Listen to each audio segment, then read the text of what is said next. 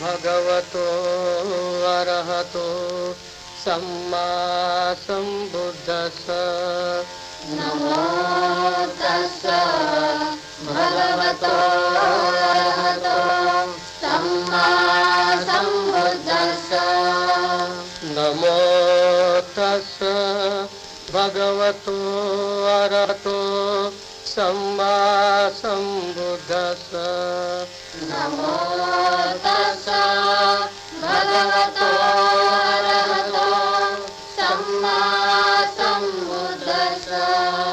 नमो तस्स भगवतो अरहतो सम्मा सम्बुद्धस्स। नमो तस्स भगवतो अरहतो सम्मा सम्बुद्धस्स। पंचशीलानि पाणातिपाता वेरमणि शिक्षापदं समादयामि। पाणातिपाता वेरमणि शिक्षापदं समादयामि। अदिन्नादाना वेरमणि शिक्षापदं समादयामि। अदिन्नादाना वेरमणि शिक्षापदं समादयामि। कामेषु मिच्छाचारा वेरमणि शिक्षापदं समादयामि। कामेषु मिच्छाचारा वेरमणि शिक्षापदं समादयामि। मुसावारा वेरमणि शिक्षापदं समादयामि। मुसावादा वेरमणि शिक्षापदं समादयामि। सुरामेरय मद्यपमादट्टाना वेरमणि शिक्षापदं समादयामि। सुरामेरय मद्यपमादट्टाना वेरमणि शिक्षापदं समादयामि। साधु साधु साधु।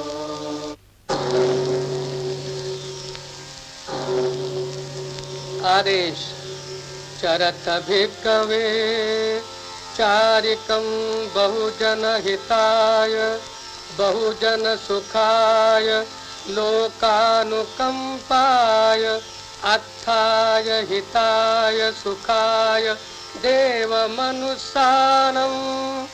देशेऽथ भिक्खवे धम्मं आदिकल्याणं मध्ये कल्याणं पर्योसान कल्याणं साथं संव्यञ्जनं केवल परिपूर्णं परिशुद्धं ब्रह्मचर्यं पकासेथ सर्वपापस्य अकरणं कुशलस्य उपसंपदा सचित्तर्योदपनं एतं बुद्धानुशासनं धम्मं चरे सुचरितं नतं दुच्चरितं चरे धम्मचारी सुखं सेति अस्मिन् लोके परं च न तावता धम्मधरो यावता बहुभाषति यो च अम्पं श्रुत्वा न धम्मं कायेन पश्यति सवे धम्मधरो होति यो धम्मं न पमज्जति। शरणत्तयो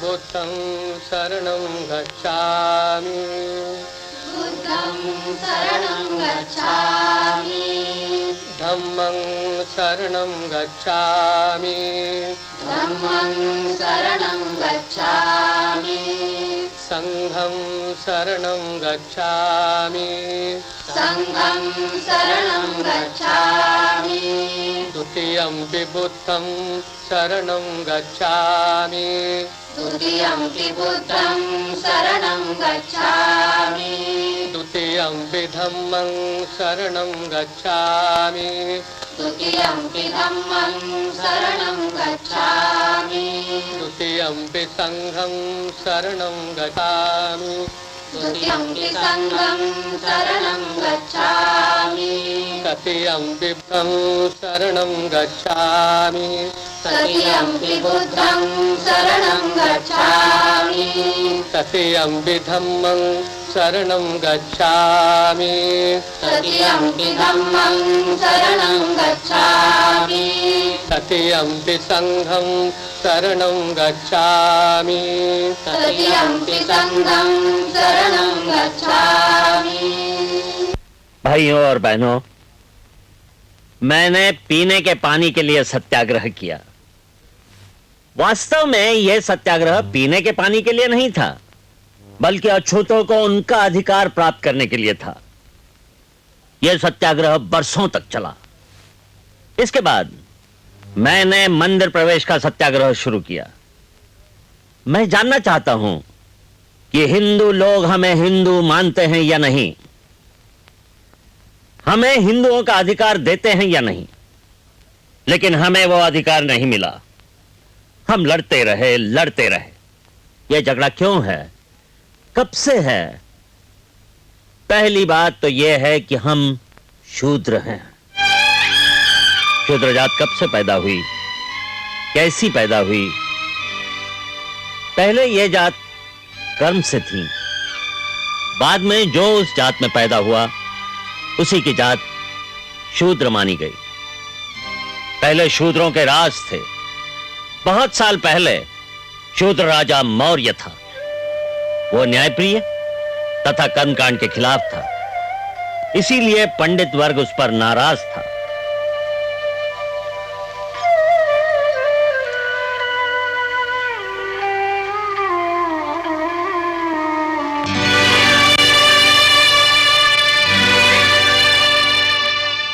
मौका पाकर एक पंडित सेनापति के हाथ वो मारा गया। पंडित लोगों ने पंडित सेनापति को राजा बनाया और मनुस्मृति में कुछ बदल किए गए, जिसमें शूद्रों को गांव से बाहर रहना था, गले में मटका लटकाकर फिरना था।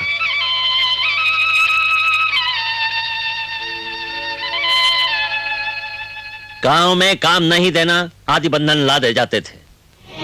अगर कोई शूद्र संस्कृत सुनता था तो उसके कान में कील मारने की सजा दी जाती थी। अगर कोई संस्कृत बात करता था तो उसकी जबान छाटी जाती थी। इन सनातनी लोगों ने अपनी काम वासना तृप्त करने के लिए देवदासी की निर्मित शूद्रों की औरतों से की।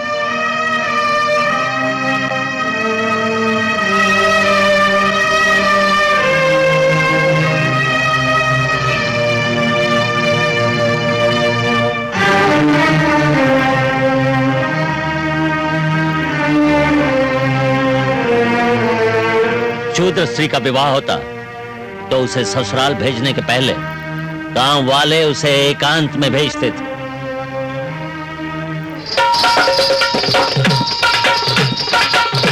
खंडोबा की मुरली का उपयोग भी ये सनातनी लोग अपनी काम वासना पूरी करने के लिए करते थे और अब भी करते हैं। मंदिरों में जानवर प्रवेश कर सकते थे, लेकिन शूद्र इंसान होकर भी प्रवेश नहीं कर सकता था। मैं हिंदू धर्म के खिलाफ नहीं हूं,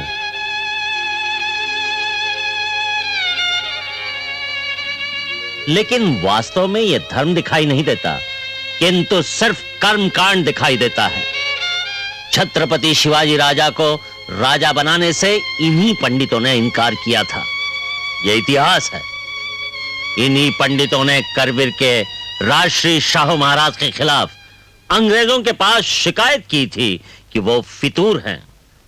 अंग्रेजों के इतिहास में शूद्रों का नाम प्रामाणिक तथा विश्वासु शूर जात ऐसा गौरवपूर्ण है। इन सनातनी वर्ग से मुझे भी भारी कष्ट उठाना पड़ा। जब मैं विलायत से भारी शिक्षा पाकर अपने देश लौटा तो बड़ौदा के महाराज सयाजीराव जी के पास गया। उन्होंने मुझे बड़ी नौकरी भी दी, लेकिन वो नौकरी मैं कर नहीं सका। दलितों की आजादी खत्म करने वाली तथा उसे गुलाम बनाने वाली मनुस्मृति मैंने जलाई, किंतु किसी पंडित पर उसका असर नहीं हुआ।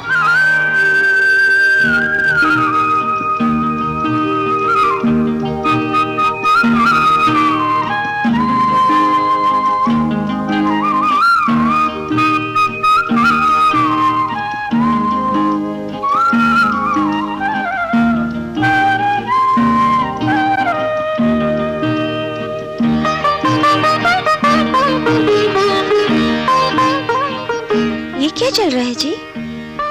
बड़ौदा की तैयारी। तो आपने तय कर लिया? देखो रमा, बड़ौदा के महाराज ने मेरी पढ़ाई का खर्चा किया है, वो इसलिए कि पढ़ाई पूरी होने के बाद मैं उनके दरबार में नौकरी करूं। हम उनके एहसानमंद हैं, उनके यहाँ नौकरी करना ये हमारा फर्ज है। ये तो मैं समझ सकती हूँ, लेकिन क्या? बोलो।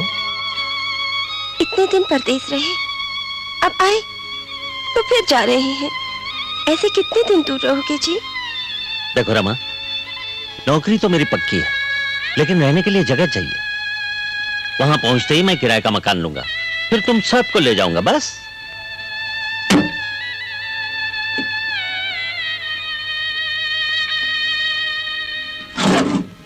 शंकर जी। ये सामान उठाओ। आया साहब।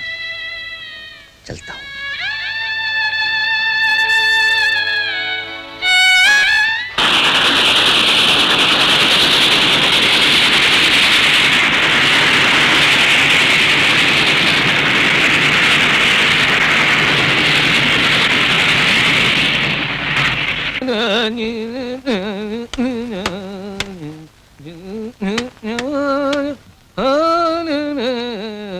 राम राम साहब। राम राम।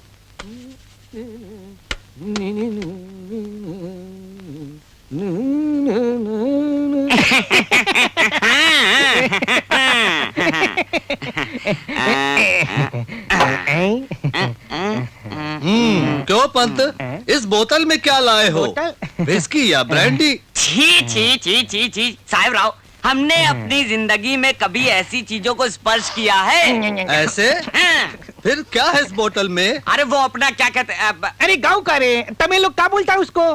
गोमूत्र। गोमूत्र? गोमूत्र। अजीब, वो अछूत आने वाला है ना ऑफिस में। अब ऑफिस में इसके साथ काम करना पड़ेगा तो हाथ को हाथ लगेगा ही। वो तो है। इन अछूतों की छाया भी पड़ी हम पर तो हमें नहाना पड़ता है। अब मुझे ये बताओ, क्या दफ्तर में नहाने का इंतजाम हो सकता है? नहीं नहीं, कैसे हो सकता है? नहीं ना, इसीलिए ये गोमूत्र लाया हूँ। अच्छा किया, अच्छा किया। हमें भी अछूत के साथ काम करना मंजूर नहीं है। हमको भी मंजूर नहीं है। अजी, ये हमारा अपमान नहीं। अरे महाराज के रिश्तेदार हम, और एक अछूत हमारा अफसर बनकर हमारे सिर पे बैठे, ये हमें कभी मंजूर नहीं। लो कर लो बात। अजीब, महाराज इन्हें मंत्री बना रहे हैं। क्या? मंत्री? हम उनके काबिल नहीं क्या? लो आप ही देखो। अरे भाई, वो आदमी फॉरेन रिटर्न छे, एमए पीएचडी हुआ है, इंग्लैंड अमेरिका जावी आया छे। किसने पैसे दिए थे? हमने ना। अपने बड़ौदा सरकार ने स्कॉलरशिप दी थी, तभी ना। किसी का बहुत सीखा। मैं कहता हूँ एमए पीएचडी बार इतना भी हो गया तो भी जात बदली है क्या? नहीं नहीं नहीं, महार तो आखिर महार ही हुआ ना। अब मुझे ये बताओ, क्या हमारे ऑफिस में फॉरेन रिटर्न लोगों की कमी है? नहीं नहीं, 2-3 तो मिलेंगे ही ना। हाँ, देखो पंत, मैं इसका काम करने वाला नहीं। अरे ओ साहब, हुआ तो क्या हुआ, मैं भी नाम का भोसले हूँ, असली मराठा हूँ। मैं इस साहब का काम करने वाला नहीं। मत करो। देखो पंत, हम ऐसा करेंगे। कैसा? नहीं नहीं, उनका जो टेबल है ना वहाँ पे रखेंगे। क्यों? वो वहाँ से आएंगे, वहाँ पे बैठेंगे और वहीं से निकल जाएंगे। यानी छूत अछूत का सवाल ही बने। देखो,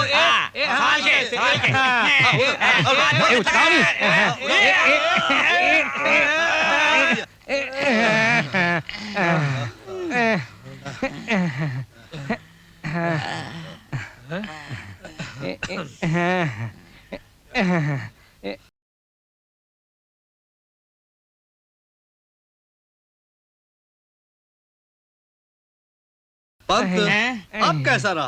अरे बिल्कुल ठीक। अब आने दो। आने दो, आने दो। पंत वो साहब आ गए।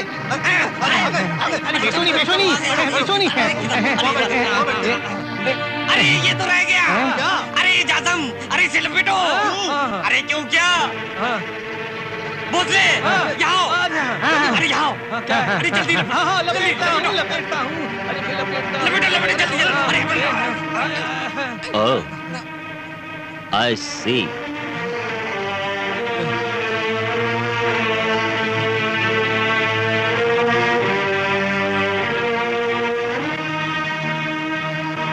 हाँ लीजिए।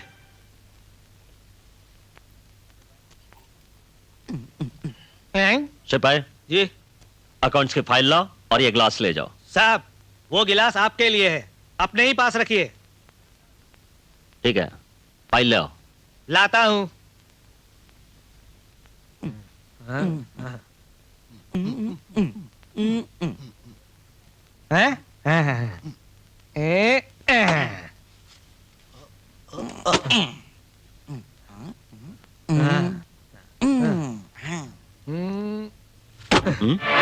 सिपाही, ये क्या फाइल देने का तरीका है?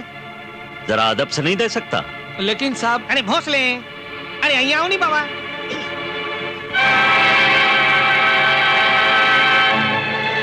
पंत जी आइए। आता हूँ साहब।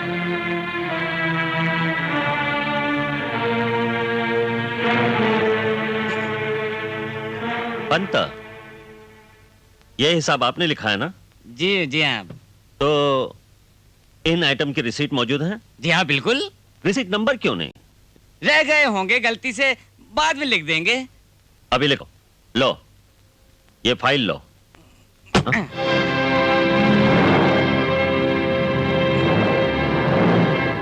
Sorry sir.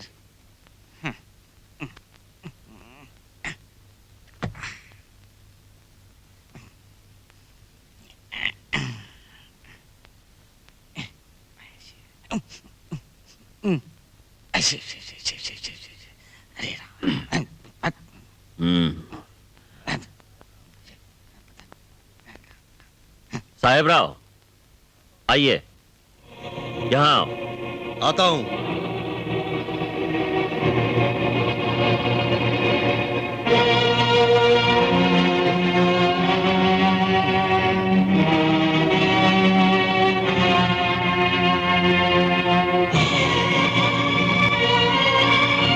आप इस विभाग के चीफ है ना? हाँ। हर एक महीने का अकाउंट पूरा हुआ या नहीं, ये देखने की जिम्मेदारी आपकी है ना? हाँ। पिछले 3 महीने का अकाउंट अधूरा है। नहीं साहब, उसमें क्या हो गया कि गए महीने कुछ वाउचर्स नहीं मिले, इस वजह से जरा। समझ गए। अधूरा काम तुरंत पूरा करो। अभी करता हूँ। ये लो। दे दीजिए।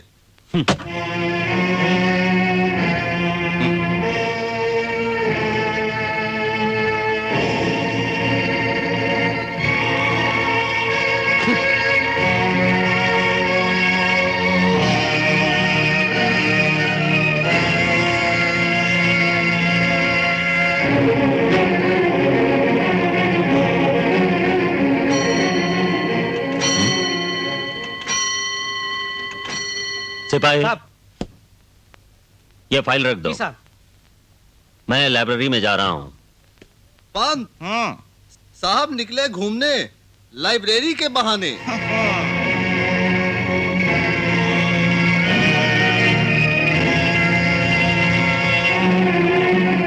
पंत, ये गोमूत्र छिड़क दो पूरे ऑफिस में। मेरे आने से आपका ऑफिस स्पष्ट हुआ होगा। इंसान का स्पर्श नहीं चलता आपको, और गाय का पेशाब चलता है। लो, छिड़क दो।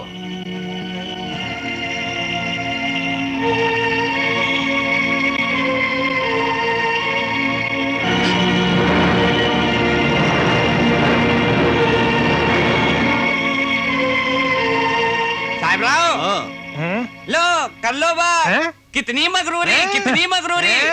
हमको तो बिल्कुल सहन नहीं होगी। पंत, ये सब हमको भी नहीं चलेगा। पूरा भ्रष्टाचार। भोसले, लो ये गोमूत्र अभी पूरे ऑफिस भर में छिड़क दो। अच्छा लाइए लाइए। अरे अरे भोसले, हाथ मत लगाओ उस बोतल को। क्यों क्यों क्यों? उसने हाथ लगाया था ना। अच्छा हाँ। गोमूत्र को कैसे छूत लगेगी? अरे ये तो गौ माता का है। कितना पवित्र है, सदा पवित्र है। लो लो लो, छोड़। क्यों क्यों? मैं खुद ही छिड़क देता हूँ। हाँ, खुद ही छिड़क दो। पंच या बस मेरा टेबल। शिव शिव शिव शिव शिव शिव शिव शिव। शिव शिव शिव मेरा शरीर। ये रहा मेरा हाथी। अरे पर તમે આ શું કરો છો ભાઈ? सू मत करो, हाथी अरे बचो। तुम लोग लड़ो मत। लीजिए साहब चाय। अरे हाँ। अरे लाल ये बच्चों चाय। यासीन,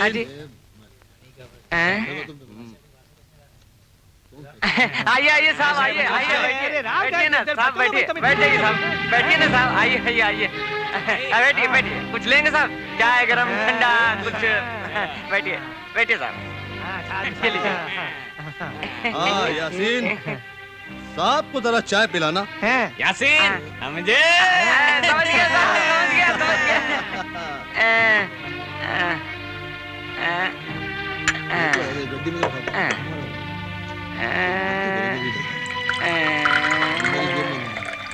पी लो साहब, पी लो पी लो। गरम है साहब, गरम है, पी लो पी लो। अरे पत्ता बाकी।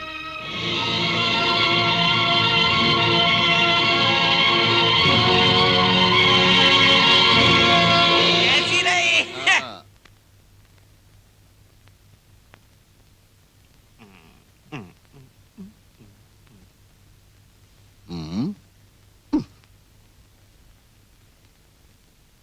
ये बिरयानी चार चार छः छः।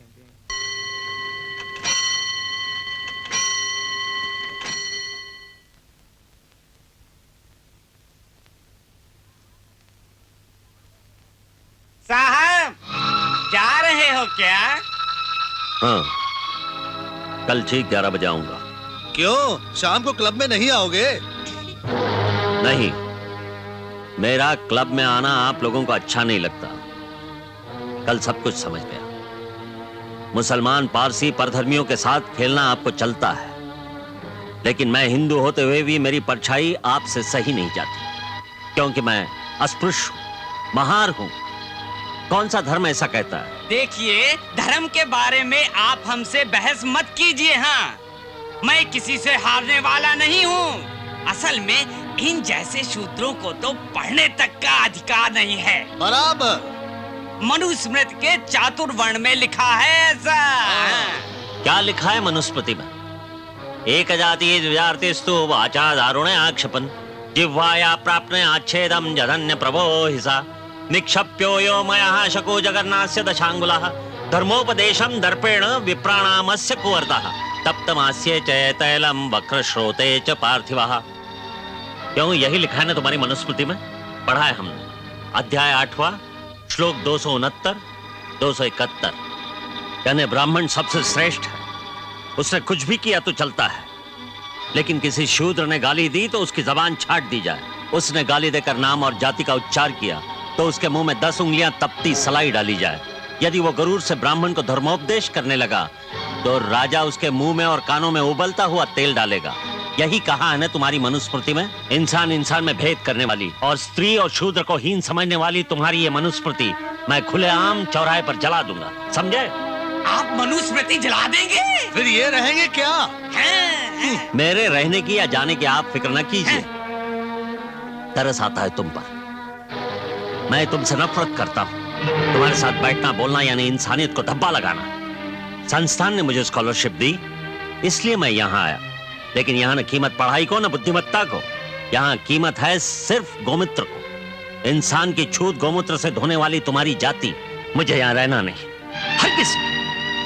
लो कर लो बात, मनुस्मृति जला दूंगा, मनुस्मृति जला दूंगा। पंत, कितनी है मगरूरी। लो खुद ही देख लो, मुझे यहाँ रहना नहीं है। और रहेगा भी कैसे? हम लोग यहाँ रहने देंगे तब न।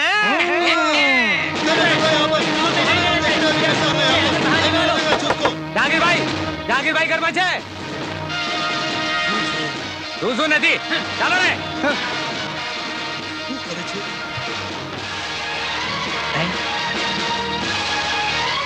आया आया।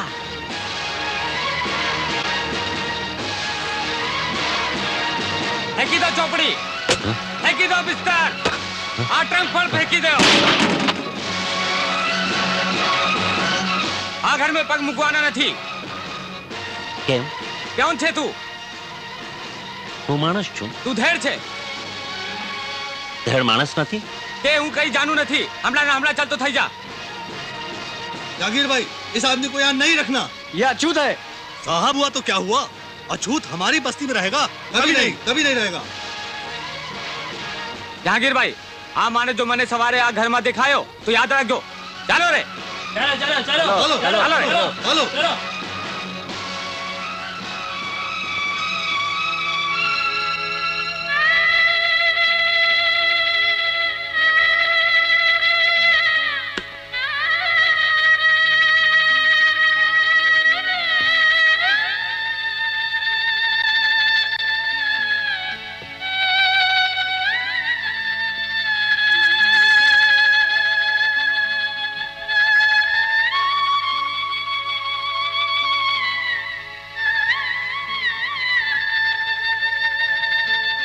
હું જાઉં છું ભાઈ। મને માફ કરજો ભાઈ।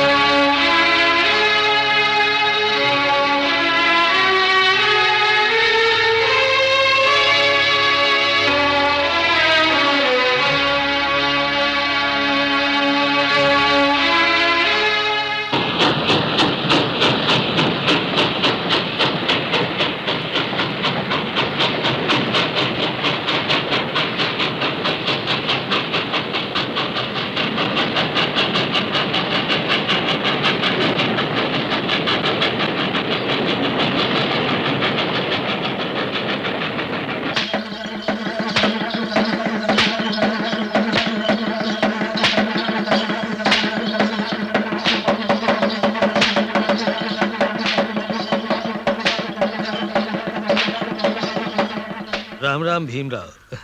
राम राम।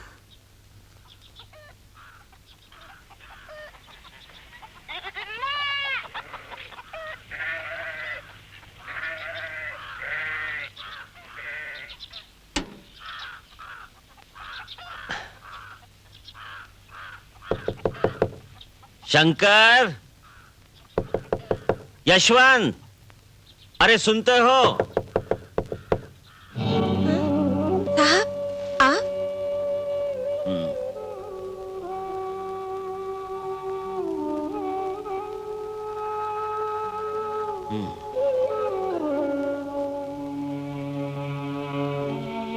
अचानक कैसे आना हुआ? मुझे नौकरी छोड़कर आना पड़ा। नौकरी छोड़कर? कोई भी हमें रहने के लिए जगह नहीं देता। कुत्ते बिल्लियां जैसे जानवर उनके घर में रह सकते हैं, लेकिन हम इंसान पर भी हमें रहने के लिए जगह नहीं, क्योंकि हम अछूत है ना।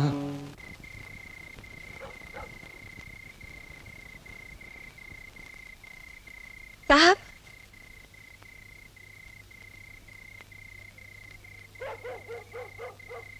कितने बजे है देखा आपने? सुबह जल्दी उठना है ना?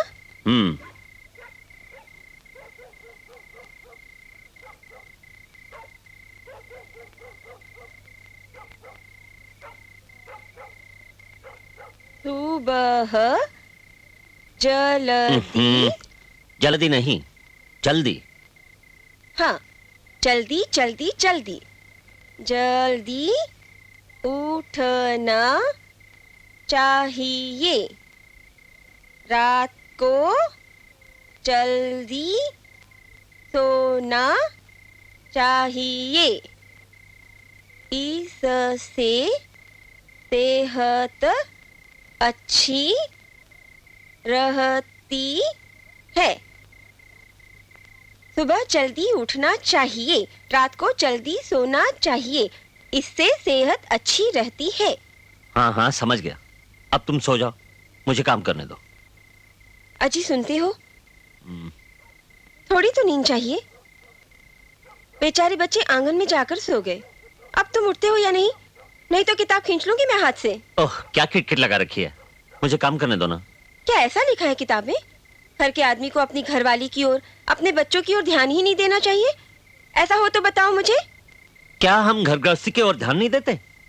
कभी बच्चों के साथ बातचीत करते हो, कभी घरवाली से बोलते हो? एक तो घर में रुकते ही नहीं, दिन भर बाहर। घर में आते हो तो पीछे लोगों के झुंड, और जब बाहर वाले नहीं होते तो किताब में सर डालकर बैठना। खाने की भी सुध नहीं रहती, तो फिर हमारी याद कैसे आएगी? बाप रे रमा, आज इतना कुछ बोल सकी तू, और वो भी शुद्ध हिंदी में। यानी अच्छी तरक्की की है, कम से कम बोलने में।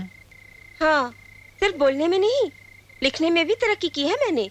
अब खुद भी लिख सकती हूँ मैं, आपने ही सिखाया है ना मुझे। अच्छा बोलो, क्या कहना चाहती हो? अब जरा लिखना बंद करोगे? लिखना बंद करके कैसे चलेगा रमा? कल के लेक्चर्स के नोट्स मुझे निकालने ही चाहिए। तो क्या हमसे बात करोगे प्रोफेसर साहब? हम प्रोफेसर बाहर कॉलेज में, यहाँ नहीं, यहाँ सिर्फ विद्यार्थी, हमेशा किताब में गड़े हुए। ओह, अब बंद की ना किताब। बोलो, क्या कहना चाहती हो? क्यों जी, अब आप इतने बड़े प्रोफेसर बने तो बहुत बड़ी तनख्वाह मिलेगी, मिलेगी ना? देखो रमा, औरत अपनी उम्र और मर्द अपनी तनख्वाह कभी नहीं सच बताते। आप नहीं झूठ बोलेंगे, मुझे पूरा भरोसा है। बहुत बड़ी तनख्वाह मिलेगी, तुम्हें मिलेगी ना? हाँ रमा, आज तक ट्यूशन क्लासेस और न जाने मैंने क्या क्या किया। दिन रात मेहनत करके भी मेरे लिए घर चलाना असंभव था, लेकिन अब 2 पैसे हाथ में आएंगे। सच? तो पहली तनख्वाह मिलते ही मैं आपके कपड़े सिलूंगी। यशवंत और मुकुंद को स्कूल के कपड़े, लक्ष्मीबाई को अच्छी सी साड़ी, शंकर को धोती और पैरण, गौरी को घाघरा और चोली, और आपके भी अच्छे से अच्छे कपड़े चाहिए। घर में पहनने ओढ़ने के कपड़े भी कम पड़ते हैं, बर्तन भी कम पड़ते हैं। इस कमरे को अच्छा सा रंग लगाना चाहिए, नहीं तो हम ऐसा करेंगे, दूसरा मकान ही ले लेंगे। अभी तो खरीद नहीं सकते। वहां मैं अच्छा सा घर बसाऊंगी। इतने बड़े प्रोफेसर आप इलायत होकर आए और ऐसे 3.5 रुपए किराए के मकान में रहोगे?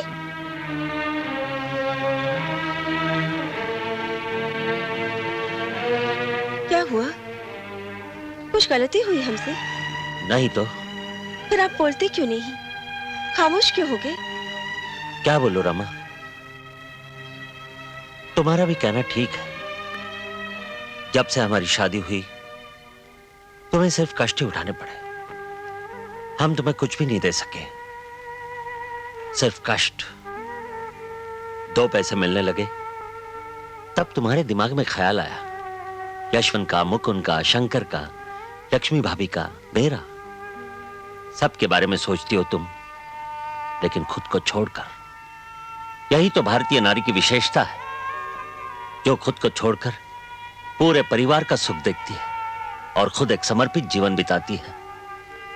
हम आज तक अपनी पढ़ाई के बारे में सोचते रहे, कभी प्यार से तुम्हारे साथ 2 बातें नहीं की, न तुम्हारे उम्मीदों का ख्याल किया। कैसी बातें करते हो? हमने कभी शिकायत की है आपसे? परदेश जाकर आपने इतनी बड़ी बड़ी डिग्रियां हासिल की, नाम रोशन किया, अब अच्छी खासी नौकरी भी है, और क्या चाहिए मुझे? मैं इसी में ही सुखी हूँ। रमा, तुम्हें जो कुछ मिलता है उसी में तुम संतोष मानती हो, इसलिए सुखी हो। लेकिन मैं संतुष्ट नहीं हूं, क्योंकि मुझे मेरी पढ़ाई अधूरी छोड़कर वापस आना पड़ा। अधूरी?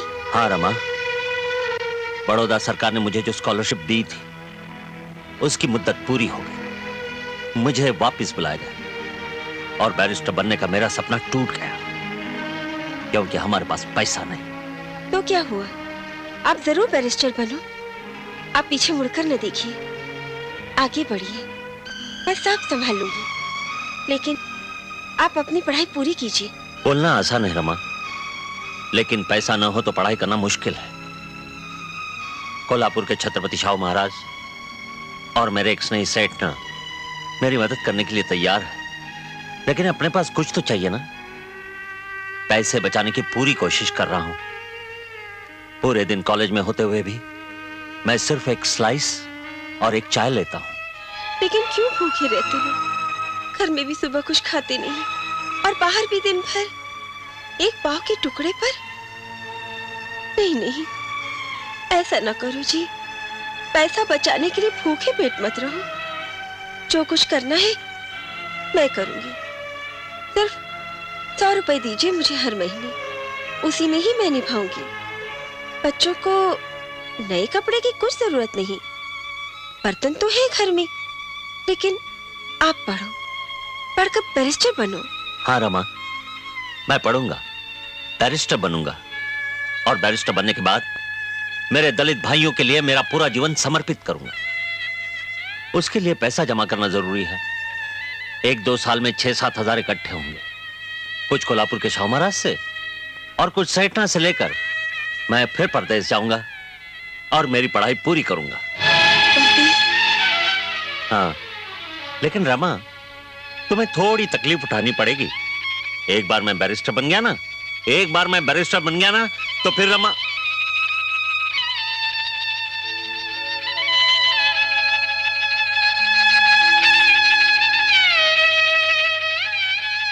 क्या हुआ रमा, हमसे कुछ गलती हुई? नहीं तो फिर खामोश क्यों हो गई? आप फिर परदेश जाओगे? जाना तो पड़ेगा। आप परदेश जाते हैं तो मेरा जी नहीं लगता जी। अकेलेपन की तन्हाइयां कहीं नहीं जाती। आपके साथ सूखी रोटी चलेगी, लेकिन अब मुझे अकेली छोड़कर मत जाइए जी। रमा, अकेली क्यों समझती हो खुद को? हम औरतों के दिल का दर्द आप मर्द नहीं समझ सकते। जब आप यहाँ होते हैं तो आपकी सेवा में पूरा दिन निकल जाता है, और जब आप यहाँ नहीं होते तो बच्चों की याद सताती है। रमा, गंगाधर 1.5 साल के होते ही मेरी गोद से उठा लिया भगवान ने। उसके बाद रमेश हुआ, लेकिन वो भी नहीं रहा। उसके बाद इंदु का जन्म हुआ, लेकिन वो भी नहीं रही। मेरे 3 बच्चे छीन लिए मौत ने। रमा, क्या हमारे दिल में कुछ भी दर्द नहीं? तुम्हें अपने गए हुए बच्चों का दुख महसूस हो रहा है, लेकिन हमारे दिल में न जाने कितने दुखों की आग भभकती है। पिताजी हमें छोड़ गए, मानो भगवान ने हमारा छत्र छीन लिया। पिताजी के पीछे आनंद राव पूरे परिवार का भार संभालता था। रमा, रमा, मेरी पढ़ाई बंद न हो इसलिए वो दिन रात मेहनत करता था, लेकिन भरी जवानी में वो भी हमें छोड़ गया। मेरी लक्ष्मी भाभी विधवा हो गई, मुकुंदा अपने पिता का प्यार खो बैठा। अब पूरे परिवार की जिम्मेदारी मुझ पर आ पड़ी है।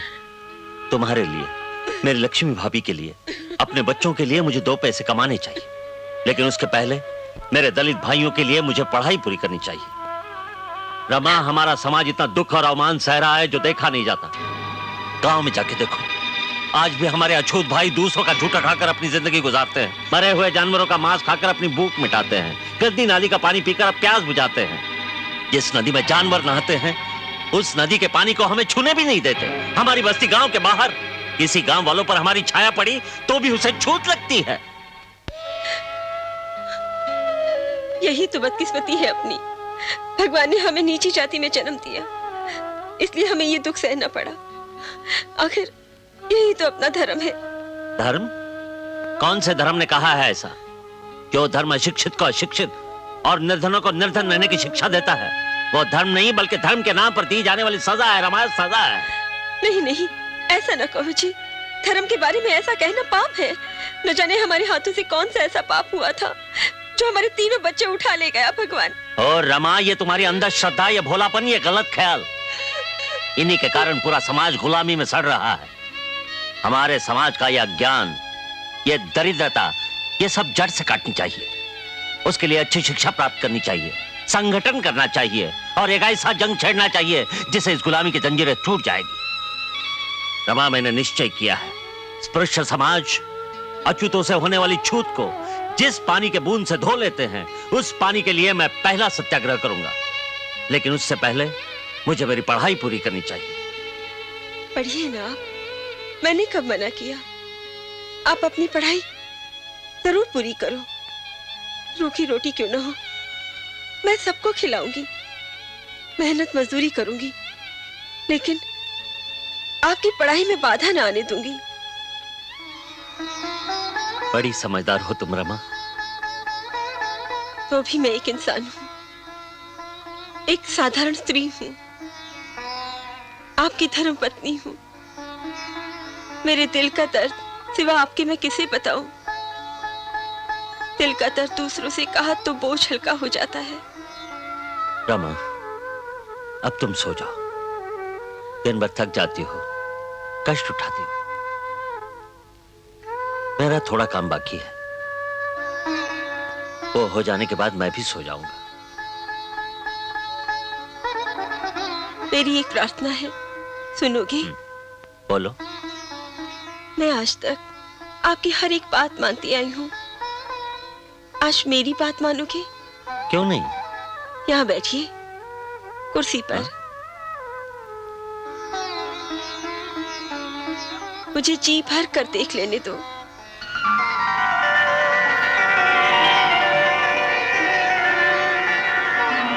क्या पहली बार देख रही हो तुम मुझे? बैठ जाइए ना, मेरी छोटी सी तमन्ना पूरी करो जी। अच्छा, बैठता हूं बाबा।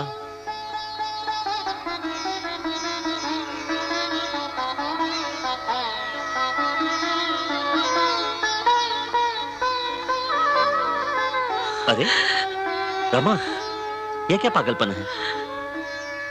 मेरे चरण क्यों छूती हो? मैं क्या कोई देवता हूं? मेरे लिए तो आप ही मेरे देवता हैं। देवता से भी बढ़कर हैं आप, बहुत बड़े हैं आप। रमा,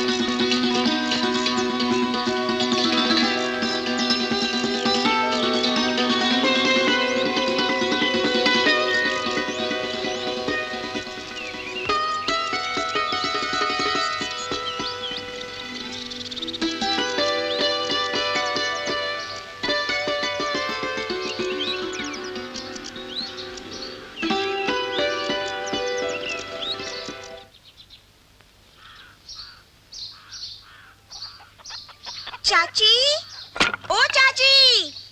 आई बेटे। ला ला बेटा।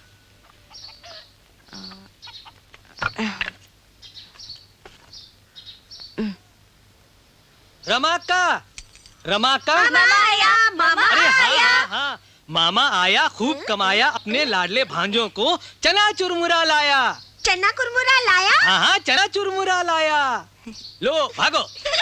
कितना सताते हैं बच्चे मामा को। सताने दो। आज मैंने पूरे 12 आने कमाए हैं। हाँ, ये 10 आने बचे हैं, रख लो। लक्ष्मीबाई, खत आया? आया, शायद भीमराव भैया का ही होगा।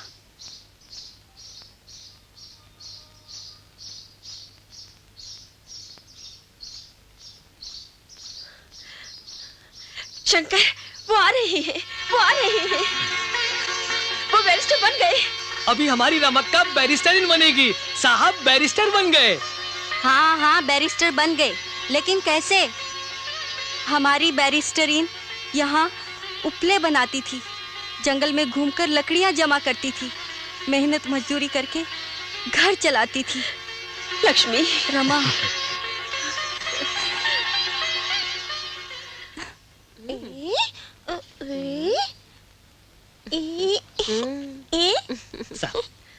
राजरतन, देखो तुम्हारे पिताजी आए हैं। हाँ बेटा।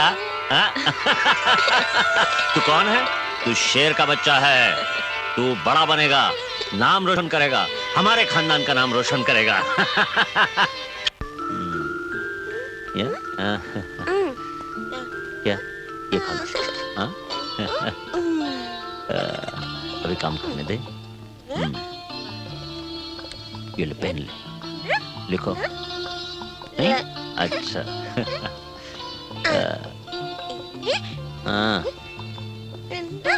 नहीं नहीं नहीं, अच्छा ठीक है, जाओ भागो, खेलो तो। जाओ।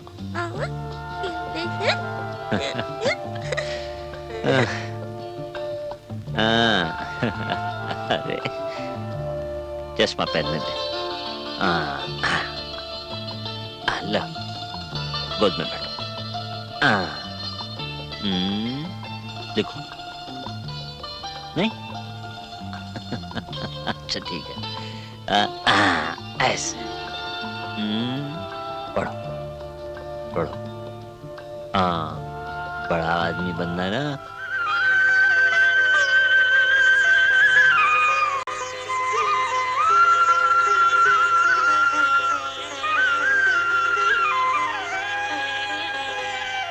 राजरतन बेटे, लेफ्ट को घुमाओ, लेफ्ट, बाएं बाएं, सामने देखो, सामने देखो। हाँ शाबाश मेरा मुन्ना बेटा, हाँ शाबाश। अरे अरे बेटे, ऐसे, शाबाश। जोर से चलो, जोर से चलो, जोर से। शाबाश। शाबाश बेटे, शाबाश। नमस्कार बाबा साहब। नमस्कार। Hello hello. Hello Ganguly. Hello Baba Saheb, 302 का क्या हुआ? आज ही है। अच्छा, मैं वहीं जाने वाला हूँ। साहब साहब, क्या हुआ शंकर? राजरतन की हालत बहुत खराब है। वो बेहोश हो गया है, आप जल्दी चलिए। माफ करना मुझे। चलो शंकर।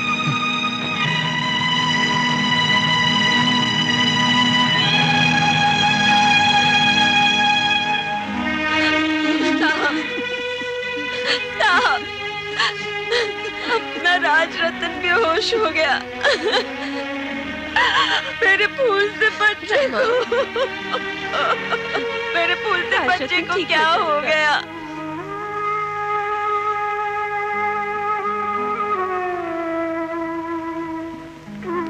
बाबा साहब घबराओ मत, धीरज रखो, दवाइयाँ देता हूँ, भगवान पर भरोसा रखो।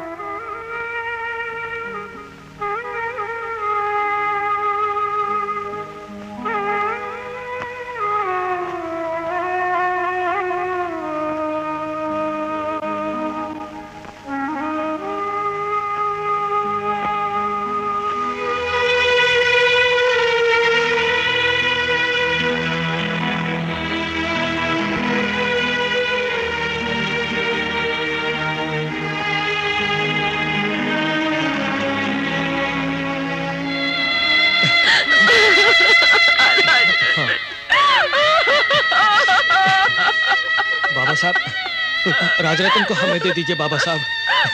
अपने को संभालिए बाबा साहब, अपने को संभालिए। लाइए बाबा साहब, लाइए बाबा साहब, रमक्का संभालो, इसे हमें दे दीजिए बाबा साहब।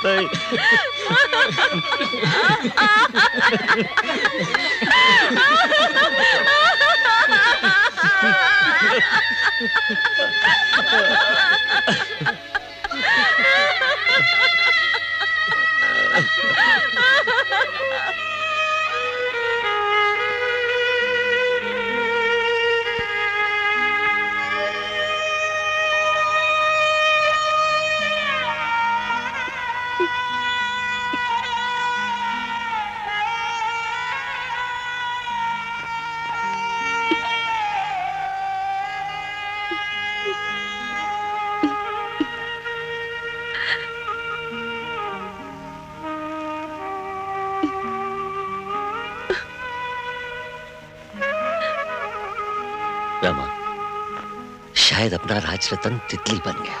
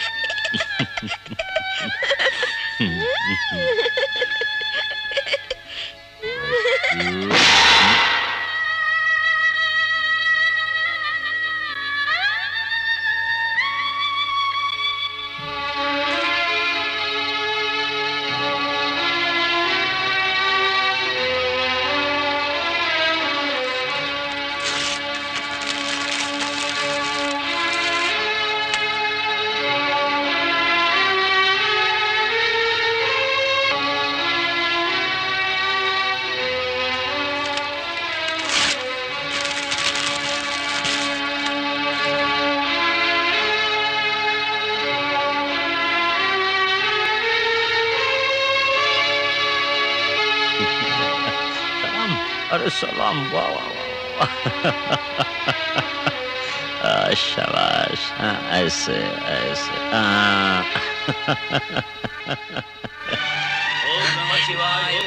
दीदी बुलाए, दीदी।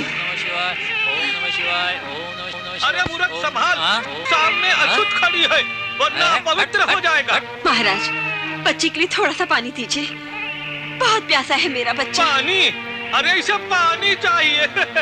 महाराज, मैं आपके हाथ जोड़ती हूँ, आपके पैर पड़ती हूँ। चल हट, ये पानी अछूतों के लिए नहीं है, पानी मांगने के लिए। अरे चल।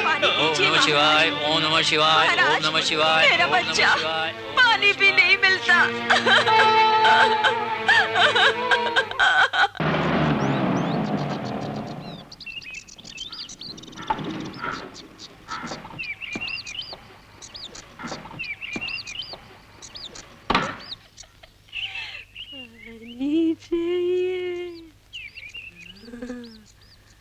इमरान, ये मेरी बहू है, पागल हो गई है, गुड़िया सीने से लगाए बैठी है।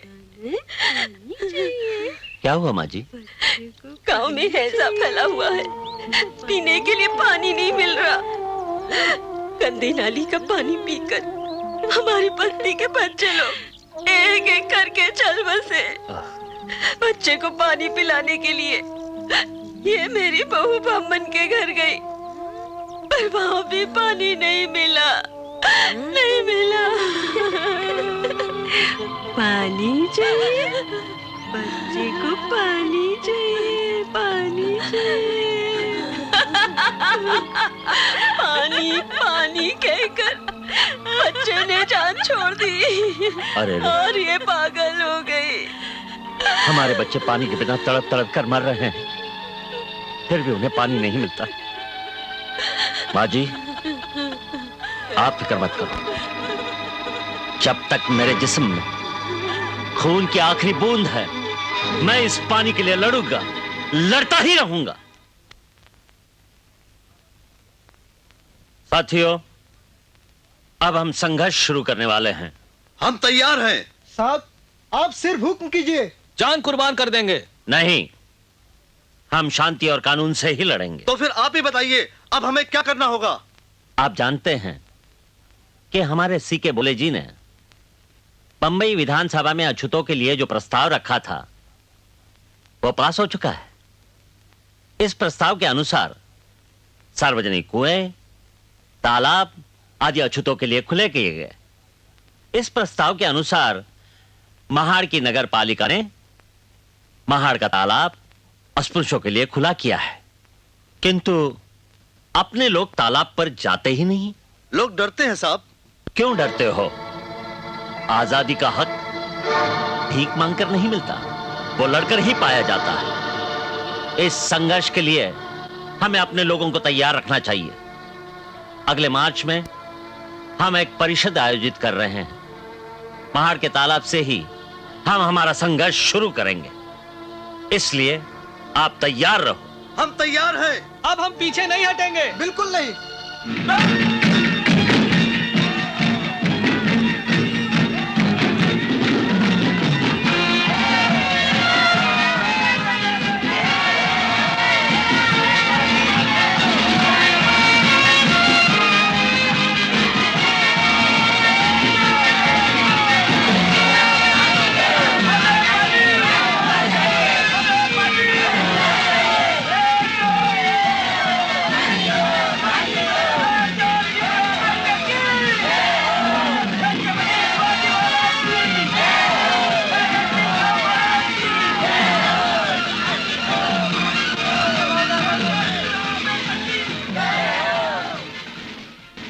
भाइयों और बहनों,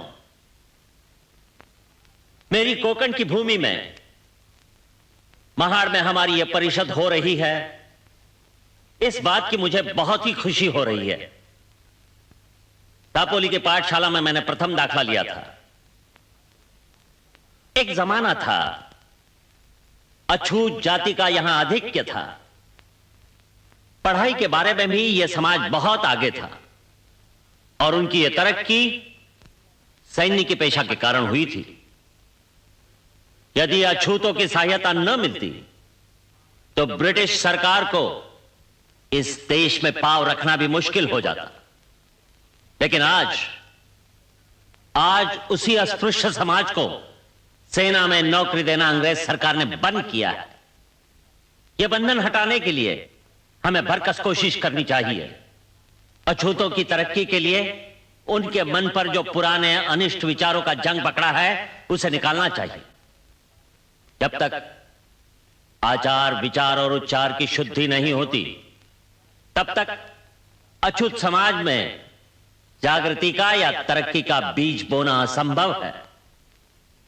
यदि यह हालत हम बदलना चाहते हैं तो हम अछूतों ने सरकारी नौकरी में ज्यादा से ज्यादा प्रवेश पाने के लिए कोशिश करनी चाहिए। इसलिए प्राथमिक शिक्षा की ओर ध्यान देना चाहिए तथा उच्च शिक्षा की ओर भी ध्यान देना चाहिए। दूसरी बात, मृत जानवरों का मांस न खाने की प्रतिज्ञा करो। भाइयों, आपस की ऊंच नीचता की भावना छोड़ दो। महार जाति को गांव में न सम्मान है न इज्जत, उनका स्वाभिमान ही मानुक हो गया। झूठे टुकड़ों के लिए इंसानियत बेचना यह बड़ी बेशर्मी है। पुरखों की चाल से चलना छोड़ दो।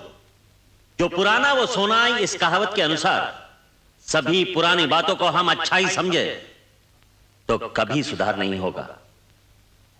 अपना बेटा अपने से बढ़कर हो, ऐसा जिन मां बाप को लगता नहीं उनमें और पशुओं में कुछ भी फर्क नहीं। हमें स्वावलंबन सीखना चाहिए, स्वाभिमान रखना चाहिए, स्वत्व का ख्याल रखना चाहिए। तभी हमारा उद्धार होगा, तभी हमारा उद्धार होगा।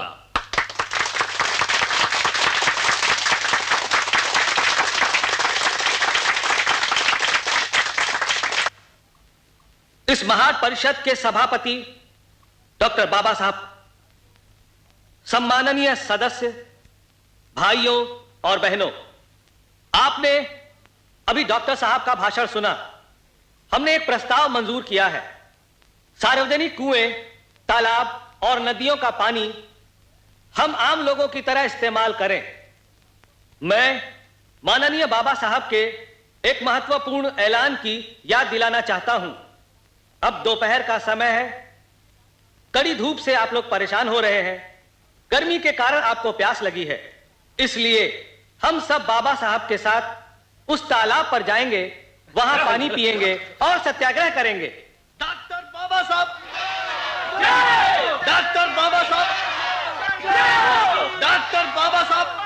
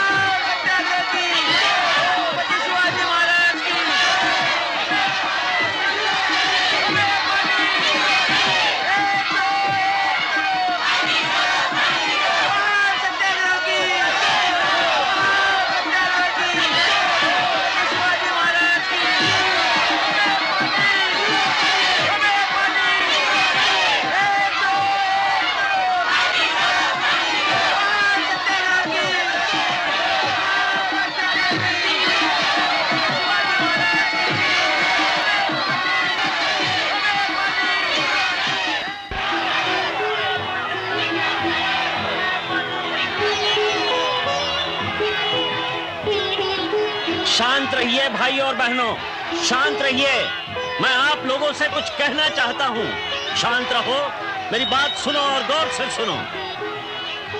भाइयों और बहनों, हम इंसान होकर भी हमें इस तालाब के पानी को छूने से इनकार किया जाता है, क्योंकि हम अछूत हैं। यह अस्पृश्यता का कलंक धोने के लिए, साफ पानी पीने का हमारा हक कबूल करवाने के लिए हम ये सत्याग्रह कर रहे हैं। इस देश के 7 करोड़ अछूत भाइयों की इच्छा को गवा रखकर हम ये प्रतिज्ञा करेंगे कि ऐसे गुलामी से भरा हुआ जीवन इसके आगे हम नहीं बिताएंगे। औरों की तरह तालाब का पानी पीने का हमें भी हक है, और इसलिए महर के इस चौदार तालाब का पानी पीकर हम हमारा हक साबित कर रहे हैं।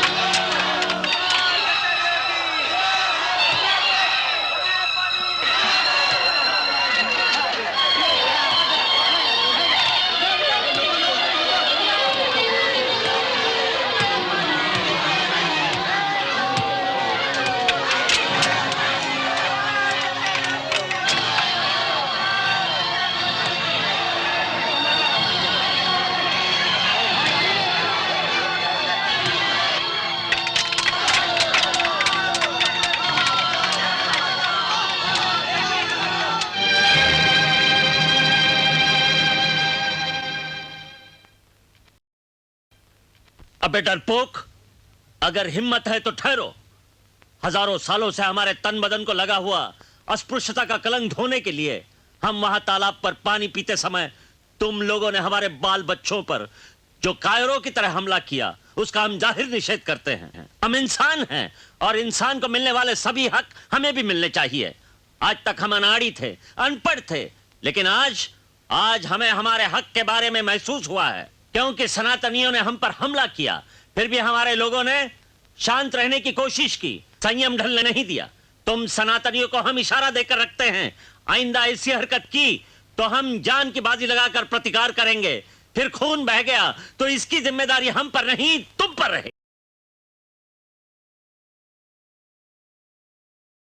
मैं कह रहा हूँ, मेरी बात तो सुनिए, गलत बात है, ऐसा नहीं होना चाहिए। नमस्ते बाबा, नमस्ते बाबा। बैठिए। नमस्ते। चित्रे जी, सुना आपने? क्या? महार के सनातनी लोगों ने तालाब शुद्ध कर लिया है। हाँ, गोमूत्र से, यानी कि गाय की पेशाब से भी हम गए भी थे। महानगर पालिका ने भी अपना पहला प्रस्ताव पीछे लिया और एक तरह से अपने सत्याग्रह का विरोध ही किया। हाँ, यह अन्याय है। अन्य लोगों की तरह पानी लेना यह अछूतों का भी अधिकार है और वो हम लेकर ही रहेंगे। फिर क्या करना होगा? फिर से सत्याग्रह। अस्पृश्यता यह मेरे शरीर का कलंक है और वो मैं मिटाकर ही रहूंगा। ऐसा जिसका पक्का इरादा है वही लोग सत्याग्रह के लिए अपना नाम दे। शांति भंग न होने के लिए सरकार किसी भी कानून के बहाने हमें जेल भेजेगी। इसके लिए हमें तैयार रहना चाहिए। इसलिए इस सत्याग्रह के लिए हमें निडर और स्वाभिमानी साथियों की जरूरत है। साहब, एक बार खून बहा है महाट के तालाब में। आप हुक्म करो, मर मिटेंगे लेकिन पीछे नहीं हटेंगे।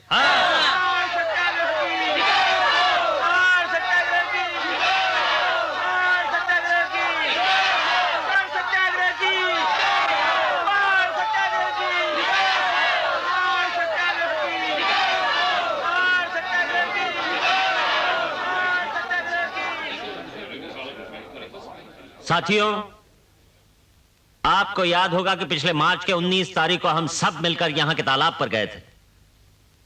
तालाब पर जाते समय इस पुरुषों ने हमें रोका नहीं, लेकिन उनका विरोध उन्होंने मारपीट करके जाहिर किया। हमारे अछूत भाइयों को मारपीट करने वाले लोगों को 4-4 महीने की सजा हो गई है और आज वे लोग जेल की हवा खा रहे हैं। यदि 19 मार्च को हमें कोई विरोध न होता तो यह साबित हो जाता कि इस तालाब पर पानी लेने का हमारा अधिकार स्पृश्य लोगों को कबूल है। यदि ऐसा होता तो आज हमें यहां आने की जरूरत न पड़ती, लेकिन दुर्भाग्य से ऐसा हुआ नहीं। इसलिए हमने ये आज की सभा बुलाई है। महार के स्पृश्य लोग बड़े समझदार हैं। वे सिर्फ खुद ही इस तालाब का पानी नहीं लेते, बल्कि मुसलमान आदि परधर्मियों लोगों को भी इस तालाब का पानी बिना हरकत देते हैं। मानव योनि से भी हीन योनि के पशु पंछियों को तथा जीव जंतुओं को इस तालाब पर पानी पीने का अधिकार है, किंतु अछूतों को यह अधिकार नहीं। स्पृश्य हिंदू दया के सागर हैं, इसलिए गाय जैसे निरुपद्रवी प्राणी के साथ वे करुणा से पेश आते हैं तथा सर्प जैसे उपद्रवी कृमि कीटकों की भी वो रक्षा करते हैं। अर्थात सर्वाभूति एक आत्मा, इस बात पर इनका विश्वास है। वो अपने ही धर्म बंधु को इस तालाब पर पानी पीने के लिए मना करते हैं।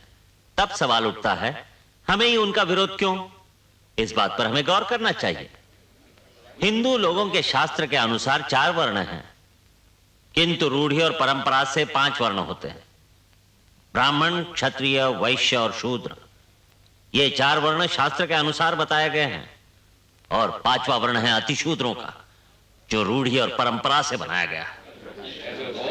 शास्त्रों के अनुसार बनाए गए चारों वर्ण भी 4 मंजिल वाली इमारत जैसे हैं।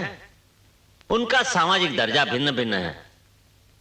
इस 4 मंजिल वाली इमारत को सीढ़ियां ही नहीं, हर एक ने अपने ही मंजिल पे अपनी जिंदगी बितानी है। नीचे के माले पर रहने वाला आदमी कितना भी काबिल हो, वो ऊपर के माले पर कभी नहीं जा सकता, और ऊपर के माले पर रहने वाला आदमी कितना भी गया गुजरा हो, उसे नीचे जाना नहीं पड़ता। पहाड़ के स्पृश्य लोग अछूतों को इस तालाब का पानी पीने नहीं देते। इसका कारण, अछूतों के छूने से वो पानी गंदा हो जाएगा या उसकी भाप हो जाएगी ऐसा नहीं, तो वो हमें बराबरी का दर्जा देना नहीं चाहते। सौदार तालाब का पानी पीने से हम अमर नहीं होंगे, और आज तक हमने इस तालाब का पानी नहीं पिया तो भी हम मरे नहीं। हम सिर्फ पानी पीने के लिए तालाब पर नहीं जाना चाहते, औरों की तरह हम भी इंसान हैं। ये साबित करने के लिए हमें उस तालाब पर फिर जाना है।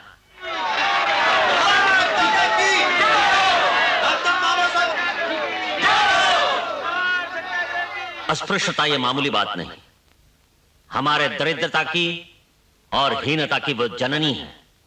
अगर हमें ऊपर उठना है तो यह काम करना आवश्यक है। यह काम जैसे स्वहित का है वैसा ही वो देशहित का भी है। आज तक गांधी के विचारों के अनुसार हम समझते थे कि अस्पृश्यता यह हिंदू धर्म का कलंक है, लेकिन आज हम समझ चुके हैं कि वो हमारे ही शरीर का कलंक है। जब तक अस्पृश्यता को हम हिंदू धर्म का कलंक मानते थे, तब तक उसे मिटाने की जिम्मेदारी हमने सवर्णों पर सौंप दी थी। लेकिन आज हमें महसूस हुआ है कि वो हमारे ही शरीर का कलंक है, तब उसे धोने का पवित्र कार्य अब हमें ही करना चाहिए, चाहे इसलिए हमें अपनी जान कुर्बान करनी क्यों न पड़े, लेकिन हम पीछे नहीं हटेंगे। महाड़ के तालाब का शुद्धिकरण करके तुम लोगों ने हमारी अपवित्रता जाहिर करने का प्रयास किया है। चाहे और करो, लेकिन तुम्हारे ही मुंह से हमारी पवित्रता कबूल करवाएंगे, तभी हमें शांति मिलेगी।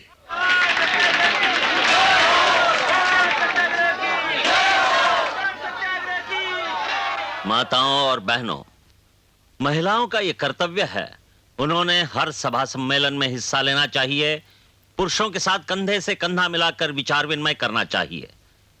यह सत्य है कि समाज में सुधार लाने का महत्वपूर्ण काम सिर्फ पुरुषों का नहीं, महिलाओं का भी है।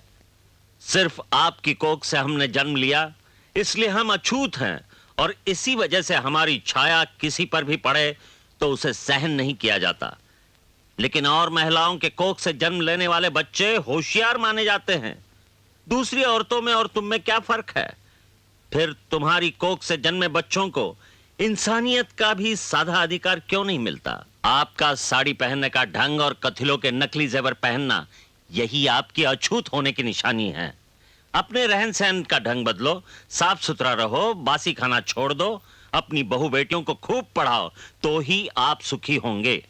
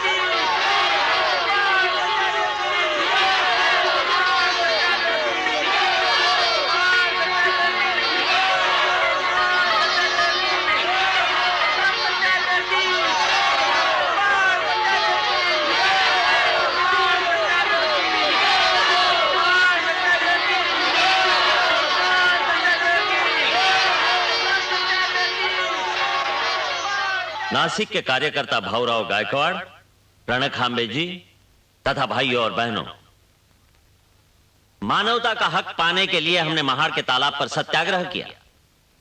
अब हम मंदिर प्रवेश करने वाले हैं, लेकिन मंदिर में प्रवेश करने से हमारे सभी सवाल हल नहीं होंगे।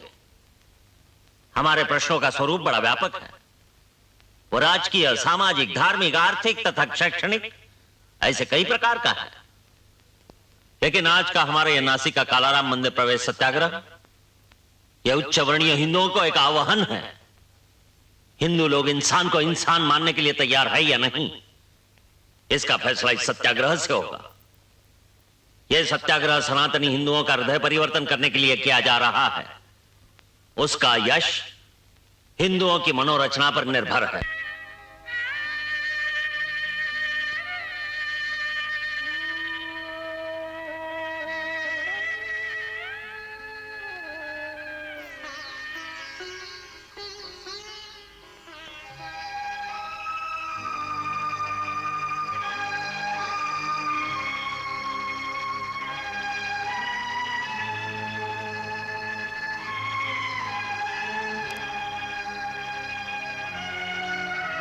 क्या कहूँ लक्ष्मी, मुझे बहुत डर लगता है। लेकिन क्यों? इन्हें मारने की धमकियां दी जाती हैं। जब तक ये घर नहीं आते मैं बड़ी परेशान रहती हूँ। धीरज रखो रमा, डरो मत। अच्छे काम करने वालों के दुश्मन होते ही हैं। भगवान को भी राक्षसों से लड़ना पड़ा। हम तो एक मामूली इंसान हैं। अच्छा अब आप लोग जाइए, मैं सुबह ठीक 8 बजे ऑफिस में आता अगर शायद। अरे आप लोग अभी तक जागते रहे? भाभी अभी तक सोई नहीं तुम?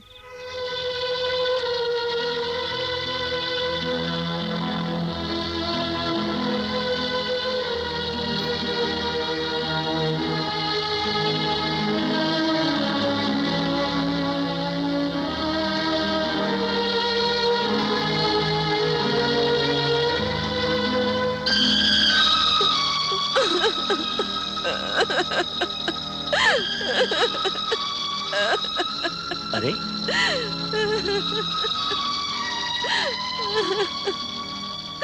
क्या हो गया रामू, रोती क्यों? मुझे बहुत डर लगता है। डर किस बात? आपको गोली से मारने वाले हैं ना। मुझे? समझ गया, पूना के किसी ने खत भेजा है, हमें धमकाया है। तो क्या उस खत के कारण तू सचमुच घबरा गई?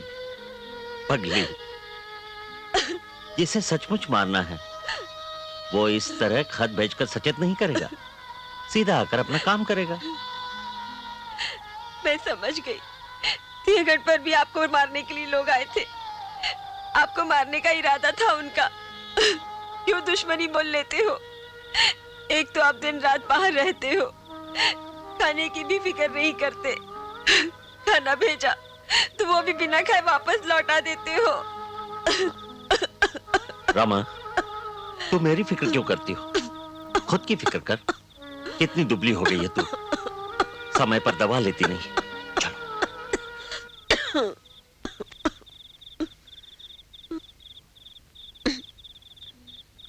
दवा समय पर लेती नहीं, ऐसा क्यों? लेती हूँ, और अब क्या होने वाला है? भगवान मुझे जल्दी उठा ले जाए, बस यही एक तमन्ना है। वाह, हमसे पहले? वाह भाई वाह। आप हमारे से पहले जाओगी तो फिर हमारी देखभाल कौन करेगा? अच्छा छोड़ो इन बातों को। कोई आया था? हाँ, ठक्कर बापा आए थे। ऑफिस में मिलकर गए हमें। गांधी जी ने येरोड़ा जेल में भूख हड़ताल शुरू किया है। उनका कहना है गांधी जी की जान बचाना केवल मेरे ही हाथ में है। सुनो जी, मेरी एक बात मानोगे? आपकी ये राजनीति तो मुझे नहीं समझती, लेकिन किसी की जान बचाना अगर अपने बस में है तो क्यों ना बचाई जाए। और गांधी बाबा तो सारे देश के नेता हैं, उनके प्राण बहुत अनमोल हैं। रमा, गांधी जी को बचाने के लिए यदि मैं हस्ताक्षर कर दूं तो क्या मेरे दलित भाइयों का विश्वासघात नहीं होगा? रमा, मैंने उनसे साफ कह दिया, चाहे मुझे सामने के दिए के खंभे पर चढ़ाकर फांसी दिया जाए, मगर मैं अपने अछूत भाइयों का विश्वासघात नहीं करूंगा। देखिए जी, मैं आपको बेईमानी करने की सलाह नहीं दूंगी, फिर भी लगता है एक बार, सिर्फ एक बार गांधी जी से मिलाइए। जरूर जाऊंगा। मैं कल ही अरोड़ा के जेल में जाकर गांधी जी से मिलूंगा। सच? हाँ रमा, आपने हाँ कहा, मुझे बहुत संतोष हुआ। बाबा सब आ रहे हैं, उनके साथ उनके साथीदार भी हैं। आइए, बैठिए, कहिए। गांधी जी, आप हम लोगों पर अन्याय कर रहे हैं। हाँ, ये मेरी बदकिस्मती है। मैं जो कुछ करता हूँ, कि भीख नहीं चाहिए। मैं अछूतों को हिंदू धर्म से अलग करना नहीं चाहता। देश के टुकड़े करना मैं नहीं चाहता हूँ। अलग प्रतिनिधि चुनने का हक सिर्फ अछूतों को नहीं दिया गया, क्रिश्चियन, एंग्लो इंडियन, मुसलमान, सिख, इन सभी को दिया गया। यदि सिख और मुसलमानों को यह अधिकार देने से देश के टुकड़े नहीं होते, तो अछूतों को यह अधिकार देने से देश के टुकड़े कैसे होंगे? यदि सबको यह अधिकार मिल रहे हैं, तो अछूतों को क्यों नहीं दिया जाए? आपका कहना सही है। आपके कहने से मैं पूरी तरह सहमत हूँ। आप जन्म से अछूत हैं, मैं दिल से अछूत हूं। हिंदू समाज का विभाजन मैं नहीं चाहता, उसके लिए मैं मेरे प्राण देने के लिए भी सिद्ध हूं। लेकिन मैं मेरे करोड़ों अछूत भाइयों का हक हरगिज नहीं छोड़ूंगा। का रमक्का, उठो उठो, दवा ले लो। मुझे कुछ भी नहीं चाहिए। ऐसा क्यों कहती हो? ले लो दवा, लो। नहीं शंकर, बहुत कड़वा लगता है। देख रमक्का, तुम अगर दवा नहीं लोगी ना तो मैं क्या करूंगा मालूम है? क्या करेगा? मेरी पिटाई करेगा? नहीं। तो क्या उनसे शिकायत करेगा? नहीं। अब तुम दवा नहीं लोगी ना तो मैं भूख हड़ताल करूंगा, जैसे गांधी जी ने किया था। भूख हड़ताल? हाँ हाँ। शंकर, साहब आ गए, पी लो दवा। जी आया साहब।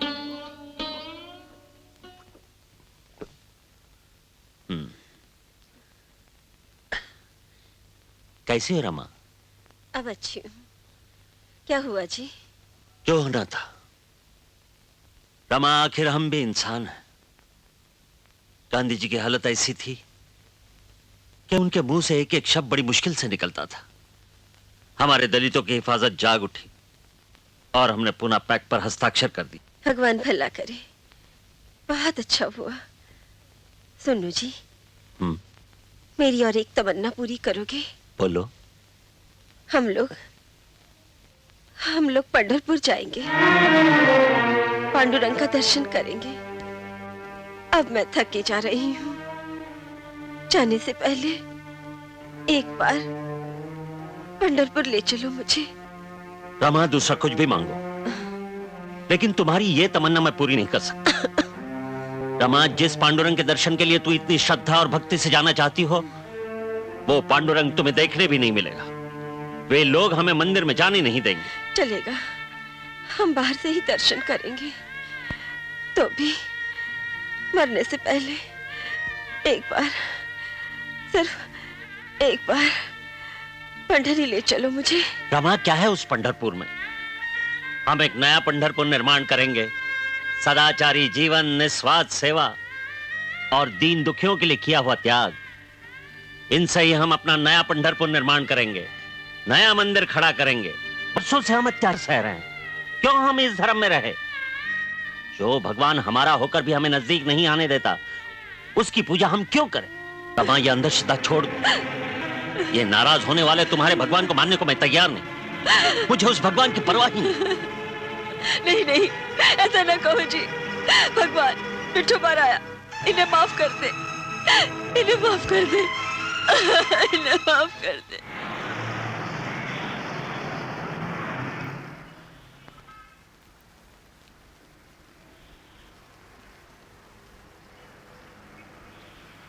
साहब, पी के अतरे आए हैं। भेज दो उन्हें अंदर। साहब, इन्होंने ही आपकी भरी सभा में हंसी उड़ाई थी। तो क्या हुआ? उन्हें अंदर भेज दो। अच्छा।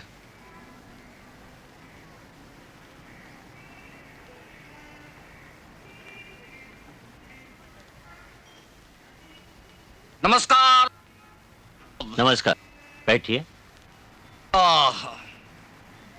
कहिए, कैसे आना हुआ? डॉक्टर साहब, मेरे पास एक मर्डर केस आया है। अच्छा। उस पर मुझे आर्टिकल लिखना है। बहुत सारे वकीलों से मैं मिला, सभी ने आपका ही नाम सूचित किया है, इसलिए मैं आपके पास आया हूँ। अच्छा, केस पेपर्स लाया हो? हाँ जरूर, ये लीजिए।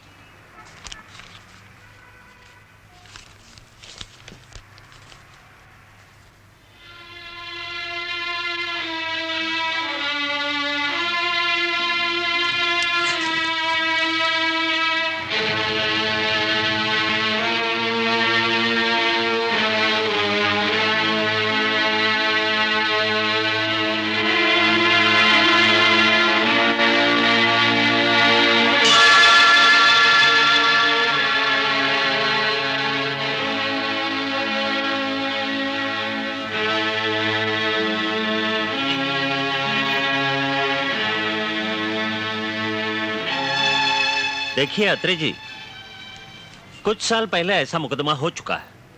आप ऐसा कीजिए, 12 नंबर की अलमारी में 5 नंबर का वॉल्यूम देखिए, पेज नंबर 185 पर मैंने अंडरलाइन किया है।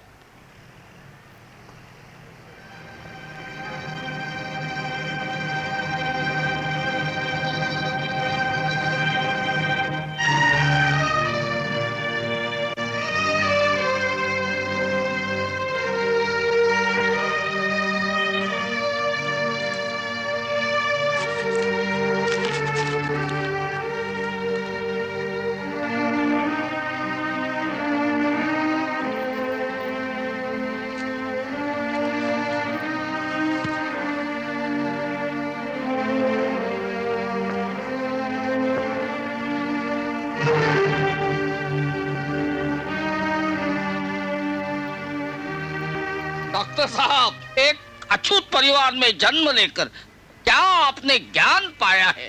क्या आपकी स्मरण शक्ति? कानून के बारे में आपका ज्ञान देखकर मैं प्रभावित हो गया हूँ। आपका काम हुआ ना? बिल्कुल। अच्छा, नमस्ते।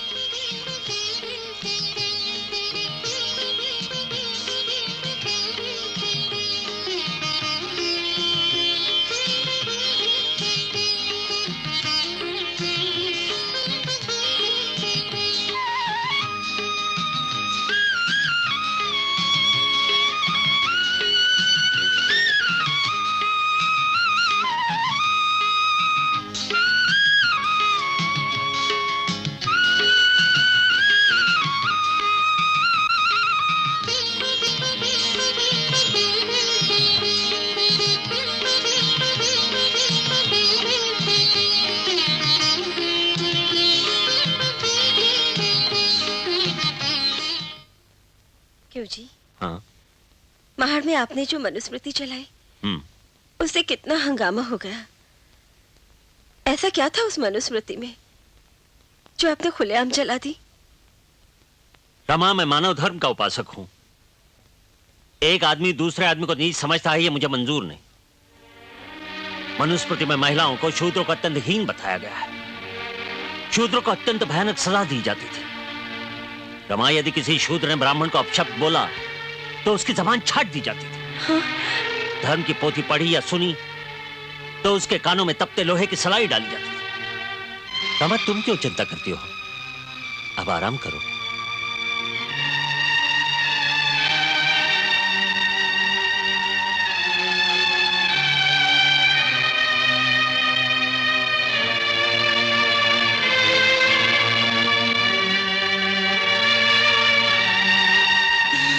साहब, हमें बचा लो साहब। अरे ये क्या? हमें बचा लो। अरे भाई, क्या हुआ? बोलो। साहब, मैं बर्बाद हो गया साहब, मैं बर्बाद हो गया। रोना बंद करो, पहले बताओ तो सही क्या हुआ। आपने सभा में कहा था तो हमने गांव का काम करना छोड़ दिया। सारा गांव हमारे खिलाफ खड़ा हुआ। दिन दहाड़े मेरी बेटी की इज्जत लूटी गई। और देखते रहे खुली आंखों से? जाओ, सीधे वापस जाओ।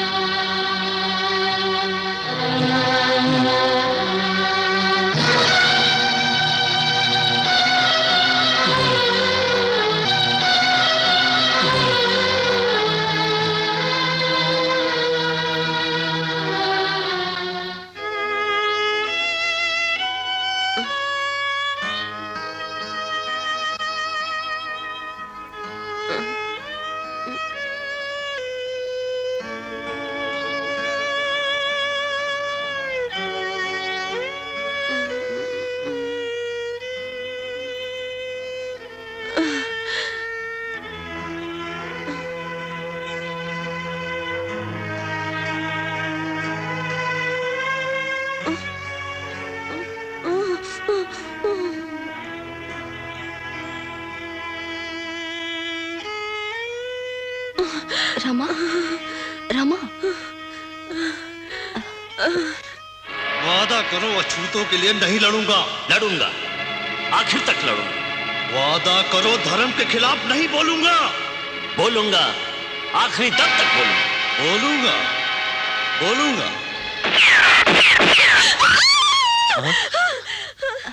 रमा, रमा, क्या हुआ रमा? क्या हुआ रमा? क्या हुआ रमा? मुझे बहुत डर लगता है। डर किस बात का? मैं ना, हाँ? सो जाओ, सो जाओ अब। हाँ, सो जाओ रामू।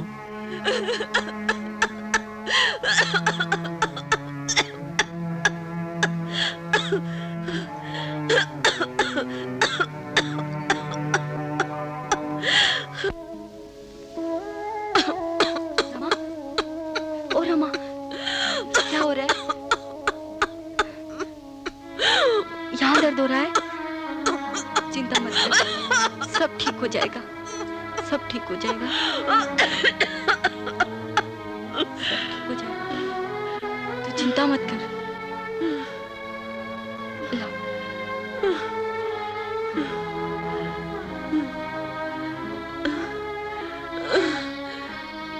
ये ले, इससे ठीक हो जाएगा।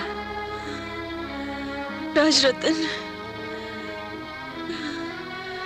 राजरतन, राजरतन। हे भगवान, इतना सब कुछ करने के बाद भी बुखार उतरता ही नहीं। राजरतन, राजरतन, सुनता ही नहीं।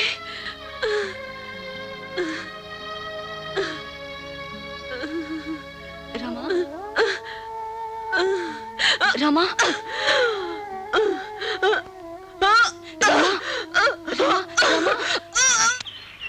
ड्राइवर जल्दी चलो, रमा मैम साहब बीमार है, जल्दी।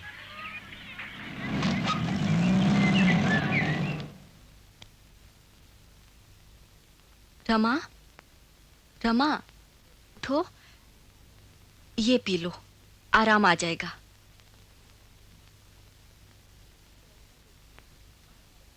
क्या अनुभा नहीं आए? आ जाएगा अभी। रामक्का, ज्ञानुबा आया है। नमस्ते। क्या अनुभा? जी। क्या अनुभा? भजन तो रोज सुनाते हो। जी। आज मुझे वो गाना सुनना है। कौन सा गाना? हम राजगृह में रहने आए। जी। तब बड़ा समारोह हुआ था। हाँ। उस समय गाया था तुमने। हाँ। उनका नाम सुनते सुनते वो मुझे ले जाए, यही ख्वाहिश है मेरी। सुनाते हो ना? सुनाता हूँ माते।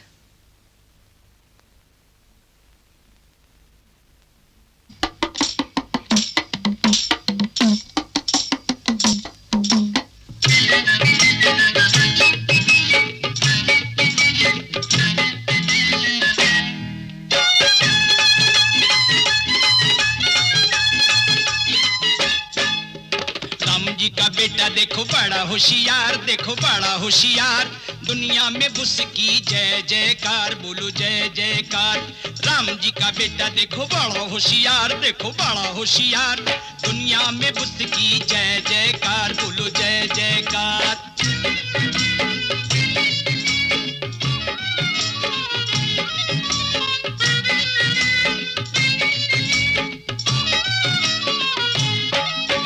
नन्ना भीमराव पाठशाला में गया, दरिया के पार परदेश गया।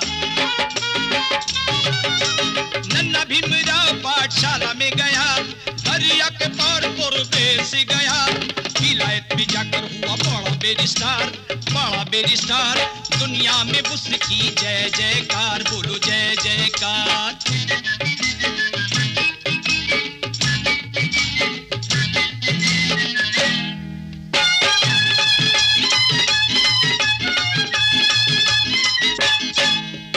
अंग्रेजी में यस-नो बात करता है, बड़े बड़े साहेबों से झगड़ा करता है।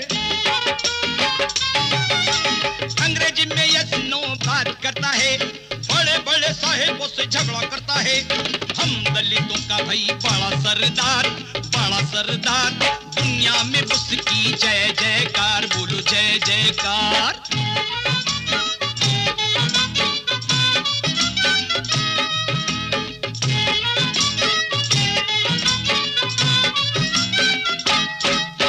महल में पानी को भी आग लगा दी, मंदिर के दरवाजे पे मार दी। महल में पानी को भी आग लगा दी, मंदिर के दरवाजे पे मार दी।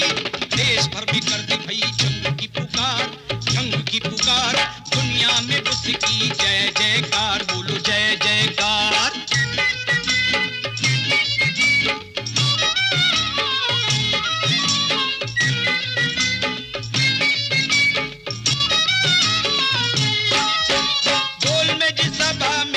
खरा बोला, राजा से कह दिया मुंह करो काला।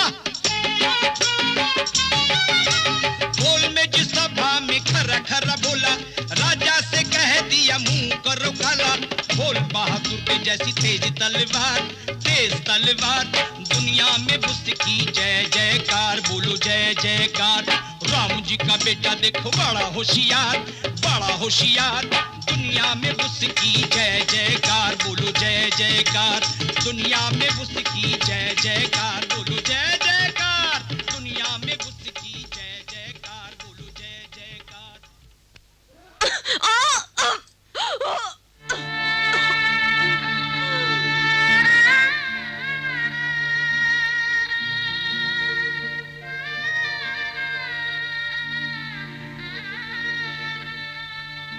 रमा, आंखें खोलो,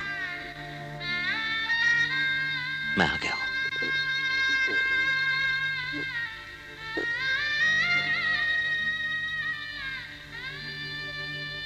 रामू, कुछ कहना चाहती हो?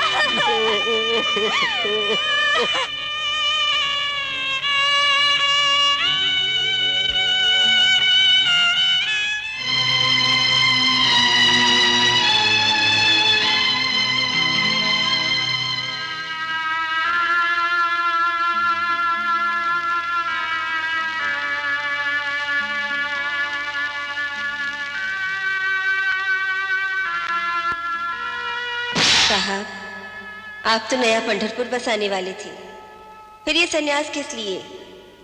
ये 7 कोटि दलित आपको माँ बाप समझते हैं और माँ बाप बच्चों को छोड़ते नहीं। अब ये कफनी फेंक दो।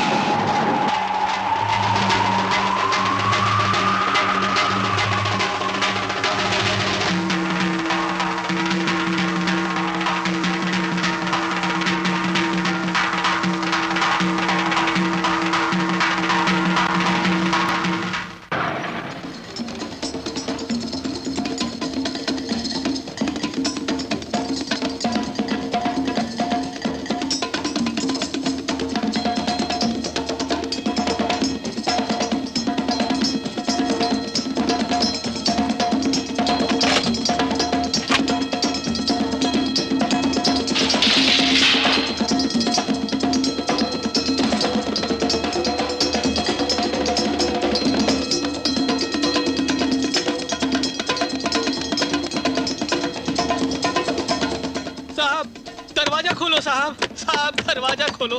3 दिन हो गए साहब, अब तो दरवाजा खोलो। भीमराव, भीमराव, दरवाजा खोलो भीमराव, भीमराव, दरवाजा खोलो भीमराव। ऐसा क्यों कर रहे हो भीमराव? दरवाजा खोलो। देवर जी, देवर जी, दरवाजा खोलो देवर जी, दरवाजा खोलो, दरवाजा खोलो। साहब दरवाजा खोलो साहब, साहब दरवाजा खोलो साहब। भीमराव दरवाजा खोलो भीमराव, भीमराव दरवाजा खोलो, दरवाजा खोलो भीमराव।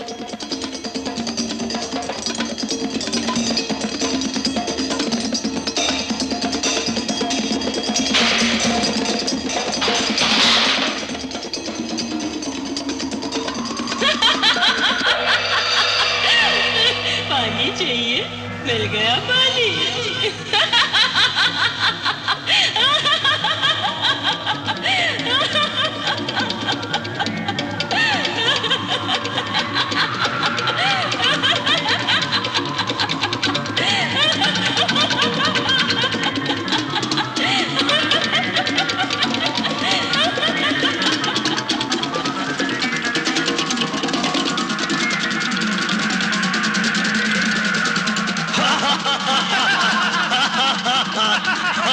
पानी चाहिए, मिल गया पानी। अछूत कहीं के, पानी चाहिए तुम्हें? पानी चाहिए? हाँ, मिल गया पानी तुम्हें? पानी चाहिए?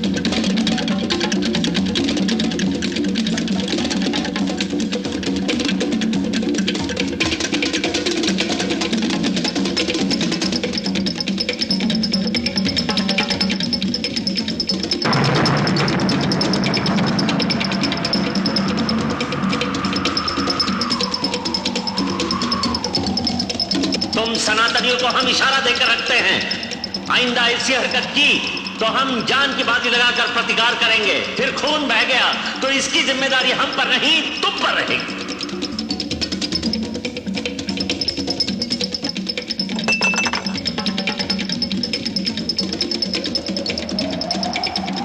अब मैं इस धर्म में नहीं रहूंगा।